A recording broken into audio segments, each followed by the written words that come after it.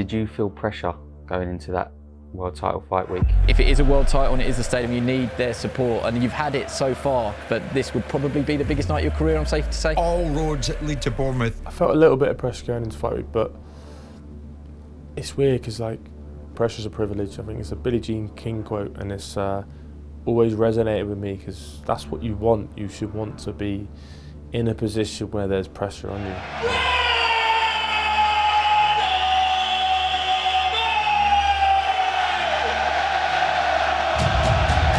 Chris Billam-Smith next, who's got a world title opportunity.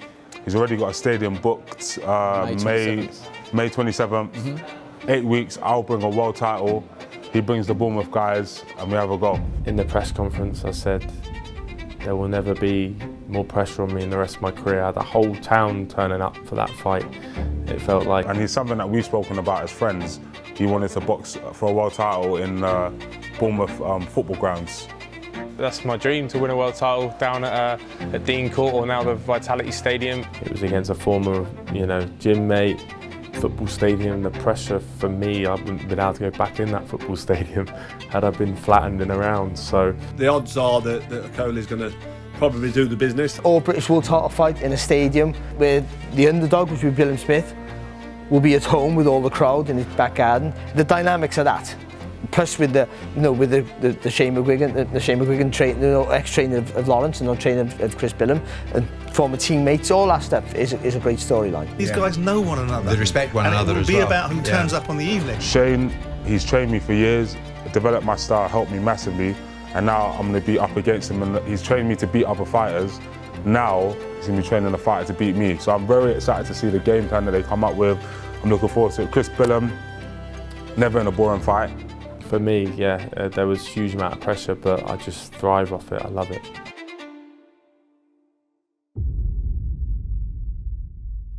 Yes, fell sick on the Tuesday of fight week. Obviously had the public workout on the Wednesday, and I woke up and got a whoop, which helps tell me when I'm recovered, etc. And it was 1% recovered, and the only people I know have had them in the past have either been really ill or hungover.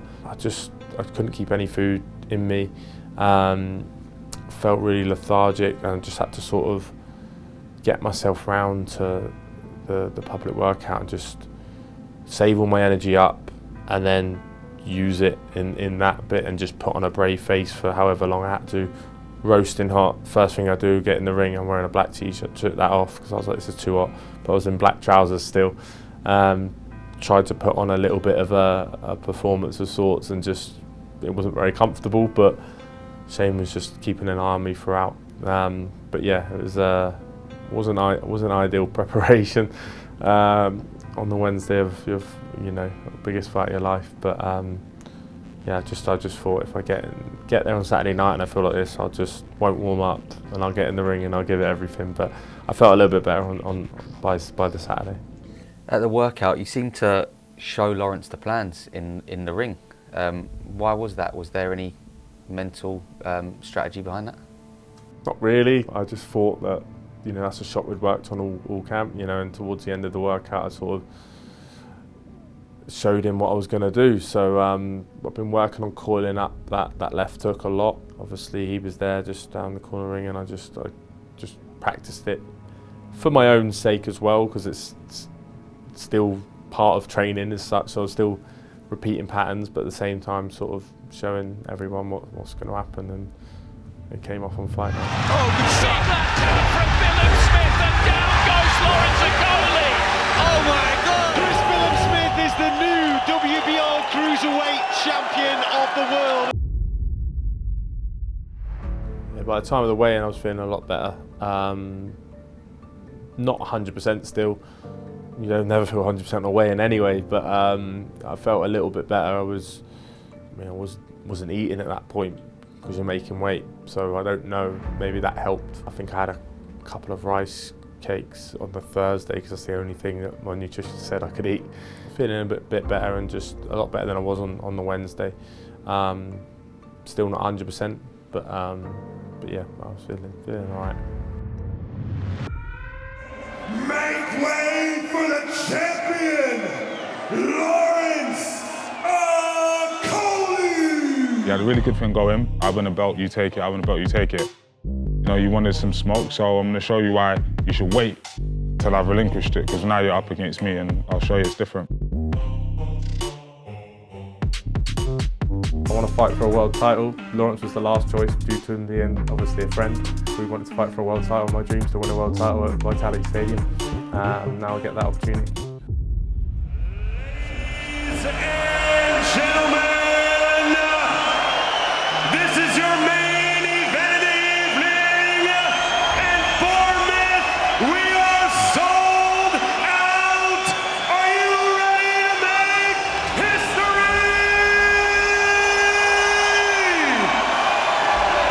Yeah, so the ring walk was phenomenal. I mean, I've watched it back, I don't know how many times now.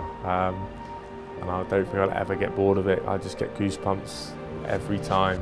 I'll sort of get a lump in my throat every time. But I was focused in the moment. This bout is for the WBO Cruiserweight Championship of the World. Introducing first, the challenger from Bournemouth, England, Chris Billam-Smith.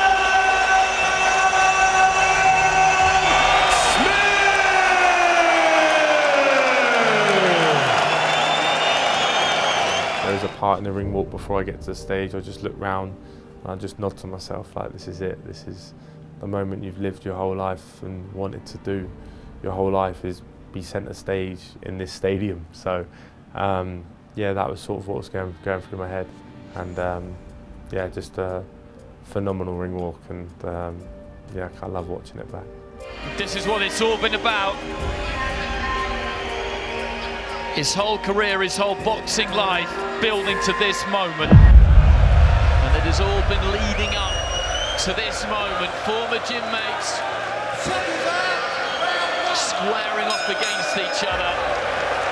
Yeah, obviously a difficult fight throughout. It was as expected, really. It went sort of, the game plan was let Lawrence sort of do what he does for the first few rounds, and then he'll start falling apart. And after the second round, I said to Shane, he's falling apart, and he was like shouting at me like, yeah, but you've got to make him fall apart more than that. Press him. Let him shoot the right hand, start dropping back. Okay? Yeah? We're going to start throwing that right hand to body as well on the way in. Shane says, start dropping back more now. And obviously I dropped back sort of twice in the space of 10-15 seconds, and then the second time I did it, I landed the first knockdown.